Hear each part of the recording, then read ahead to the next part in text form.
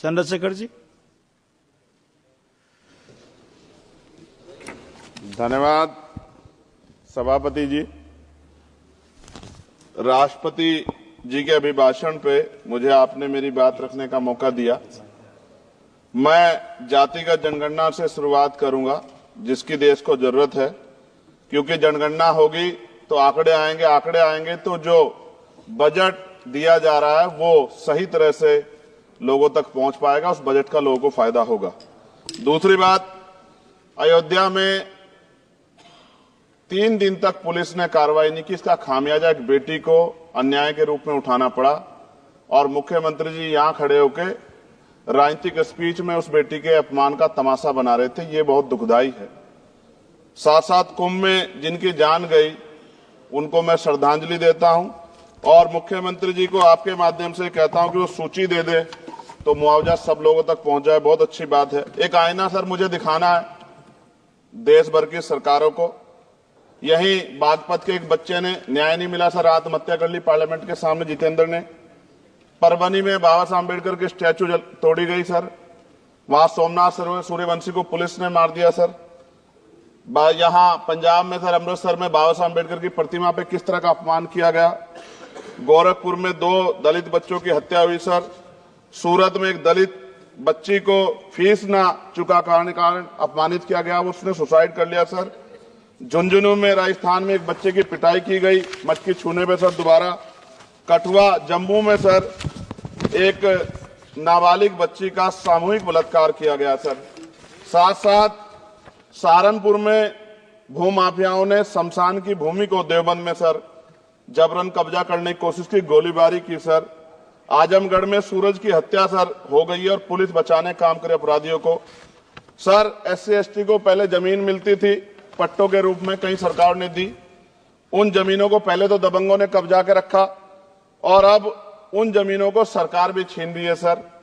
शहर में रहने वालों को SC/ST को आवासीय पट्टे दिए जाने चाहिए। आजादी के 75 साल भी घर नहीं है, बाद भी SC/ST के बच्चों को जो स्कॉलरशिप दी जाती थी, केंद्र और राज्य का आपसे विवाद है कि 60% आप दोगे, 40 हम देंगे। इस चक्कर में कई बार स्कॉलरशिप सब नहीं समय पहुंचती, मानसिक प्रताड़ना होती है, स्कूल परेशान करते हैं, कॉलेज। इसलिए मेरी राय है सर कि 0 बैलेंस पे उन बच्चों का एडमिशन कराया जाए। जब सरकार कुछ करना चाहती तो बच्चों को फायदा हो जाए। और देश भर में सर बहुत सारे छात्रावास बने हैं, लेकिन उन छात्रावास की स्थिति ऐसी है जर्जर, जैसे हमारे स्कूलों की है। इन छात्रावास का जीर्णोद्धार करा जाए, उनकी रख रखाव का ख्याल रखा जाए, क्योंकि यहाँ देश का भविष्य तैयार हो रहा है। और ऐसी हालात सर स्कूलों की है। स्कूलों के हालात आप देश भर में, मैं उत्तर प्रदेश से आता हूँ, जाके देखोगे नगीना क्षेत्र में सर अगर स्कूल गिर जाएगा किस दिन बहुत बड़ा हादसा हो जाएगा, कोई पूछने वाला नहीं है सर। बात OBC समुदाय की जाए सर, OBC समुदाय को वक्त आ गया है कि विधानसभा और लोकसभा में आरक्षण जो है सर मिलना चाहिए, जो उनकी पर्याप्त संख्या यहाँ लोकसभा में और सभी स्टेटों की विधानसभा में आ पाए, जो सामाजिक समानता की दिशा में जरूरी कदम है।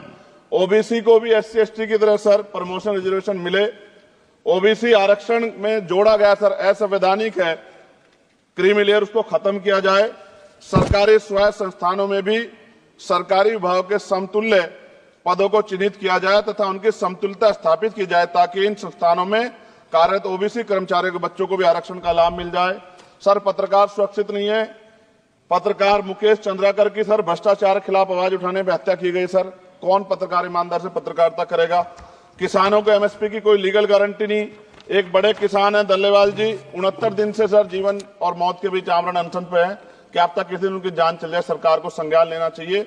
सर माइनॉरिटी की बात करूंगा, धार्मिक आस्था की बात है, हम तो सभी का सम्मान करते हैं क्योंकि हमने शपथ ली है, हम संविधान को मानने वाले लोग हैं। लेकिन सर बड़ौत में भगवान आदित्यनाथ निर्वाण लड्डू पर्व के दौरान दुर्घटना हुई, 8 लोगों की जान चली गई, श्रद्धालुओं की, 75 घायल है, सरकार ने संज्ञान नहीं लिया। अयोध्या की तरह उनको मुआवजा दे देते तो उनके मन में भी जो माइनॉरिटी है पीड़ा जो है वो खत्म हो जाती। न्यायालय द्वारा पारित आदेश के बावजूद जैन समाज को जैन महातीर्थ गिरनार जूनागढ़ गुजरात पे पूजा करने रोका जाए, जो उनके मौलिक अधिकार का उल्लंघन है सर। बरेली में सार्वजनिक रूप से हजरत पैगंबर मोहम्मद साहब के खिलाफ सार्वजनिक अपमानित गाने चलाए गए। क्या सर मुसलमानों की धार्मिक आस्था का सम्मान नहीं होना चाहिए? उनका भी तो आजादी में योगदान है। और इनको अपराधियों किसका संरक्षण है कि खुलेआम इतने इस तरह गाने बजा के अपमानित कर रहे हैं। संभल की हिंसा में सर 74 लोगों की गिरफ्तारी हुई है और वहां के मुस्लिम डर के साए में है। सरकार बेगुनाहों की गिरफ्तारी बंद करे।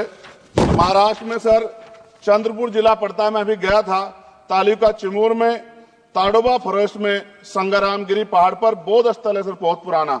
वहां बौद्ध भिक्षु को सरकार बिजली नहीं देती, रास्ता नहीं देती, और इतनी बुरी हालात में उनकी धार्मिक आस्था क्या है सर, तथागत बुद्ध की ज्ञान स्थली होने के कारण बोध गया में बौद्ध धर्म के अनुयायियों के लिए जो बहुत महत्वपूर्ण स्थल है सर, इस स्थल पर अवैध कब्जा हटवाकर बौद्ध धर्म के अनुयायियों को सौंपा जाए। उनमें बड़ी चिंता, देश विदेश से लोग आते हैं, तो यहाँ हमारे देश की छवि भी खराब हो रही है।